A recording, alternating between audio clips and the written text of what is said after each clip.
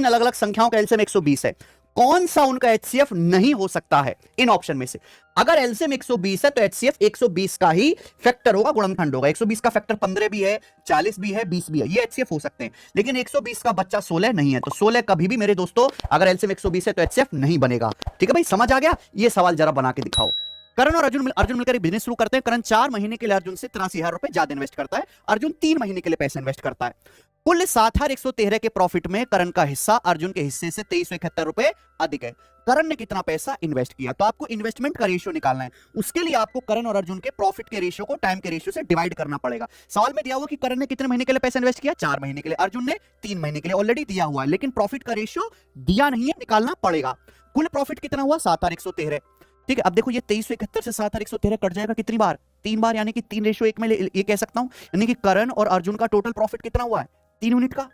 बोलो, और उसमें से करण का हिस्सा अर्जुन से कितना ज्यादा है? 1 यूनिट ज्यादा है। भाई जब मुझे यहां पे रेशियो निकालना था तो मैंने क्या ले लिया? रेशियो ले लिया।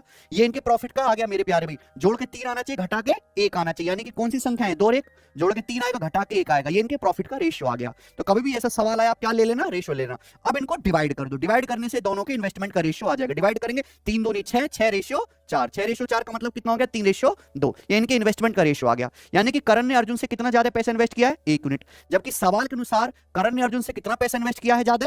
83,000। तो 1 यूनिट की वैल्यू ही 83,000 रुपए के बराबर है। तो सवाल पूछा करण ने कितना इन्वेस्ट किया? 3 यूनिट। तो 3 की वैल्यू आ जाएगी 83,000 रुपए का 3 गुना।